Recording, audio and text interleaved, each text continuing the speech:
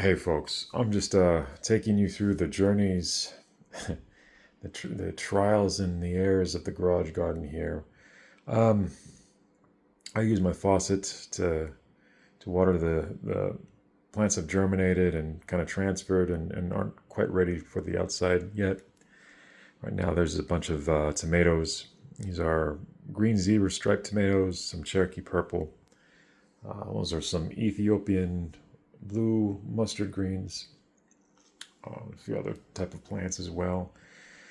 Watering them is pretty hard.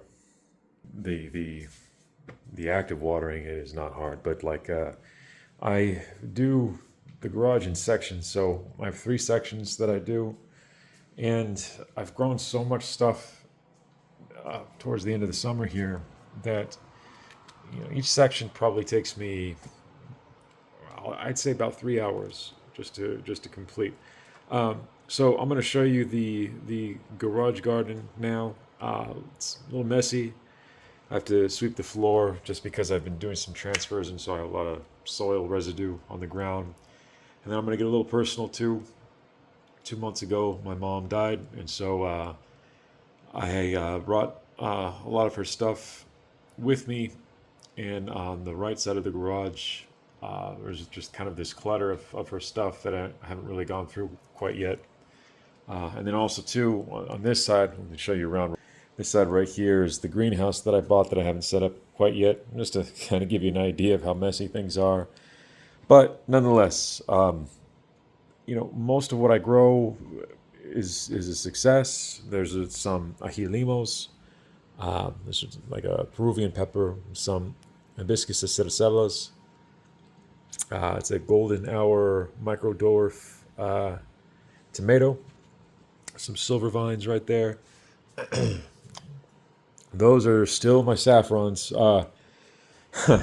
Saffrons, man, I'll make a separate video one of these days to tell you about saffrons. Saffrons, you have to really understand what you're dealing with because I'm sure a lot of people are going to think at this point that they're all just fucking dead. That's not the case. They are quote unquote hibernating. Right there, you see some culantros. And then I just installed another grow light to give some light to the more established peppers. Right there, the biggest one is the ghost pepper, Boot jalopia ghost pepper. In between my peppers and my shrubs, I have like a dwarf tamarillo and a few other interesting ones. But in between them, I have some catmint and some pineapple mint. Uh, and those are some other more, I guess, less established plants right here. Um, some more plants, and I'm just going to show you. These are all, most of them at least, these are all peppers from ajipanca, which is another Peruvian pepper.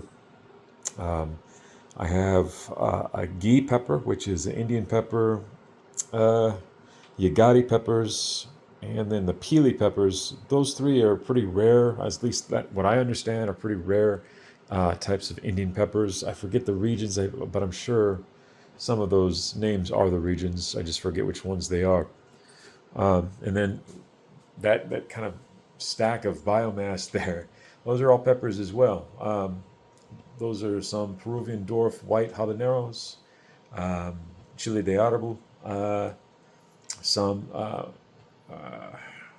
think there's a few jalapenos, um, and some more plants I can't remember. So that's where things are right now. And those are some turmeric and ginger plants. It's an African blue basil. My more mature plants. I gotta kind of reorganize these things. It looks a little junky, I know. Uh, what are the issues that I'm facing right now? Well, I live in Texas, and so obviously one issue in August is the triple digit heat that we've been having for the past like 25 consecutive days now, something like that. For the outside, which I'll show you in a bit, it's been pretty hard to maintain. I have had to water my plants outside every day, and I mean like a good watering. Um, Sometimes I have to do it twice. There's been some that have not survived. Uh, There's been some that have been really stressed, like my Black Beauty tomato plants. You would think that tomato plants are in general kind of heat tolerant. That's true for the most part, but some are more heat tolerant than others. So let's take a trip outside real fast. And I'm showing you a time right now where I have not watered yet. Right now, I think it's like 104 degrees, and you can really feel it. It's just like an oven. Just straight up hell hits your face. This guy right here was a little balsam voluntary. I thought was cool. I haven't cut it down yet. Balsams are annuals, and so it's probably just going to die on its own. Although the thing about balsams is what I've learned is that they drop seeds and they spread like wildfire. Anyway, it is what it is. It's okay. It's a beautiful plant. Um, there's been a few surprises. This was supposedly a container zucchini plant. I expected it to be, well, in the container. Out of nowhere, this thing just popped out and grew like a motherfucker. I don't know how else to describe it. It just exploded, and all in like a day. It was so strange. I don't know if anybody else has had this experience. All right, there's a fish pepper plant. One of the more beautiful looking plants. Fish peppers are pretty cool looking. Um, right now it's so hot that even my wakatai right there is struggling, which this guy's usually one of the more heat tolerant plants. There's a jasmine plant right there. Yeah, I need to water things because Jesus Christ, look at that. That just looks like I've given up on life, doesn't it? Anyway, I'm burning up. It's pretty hot.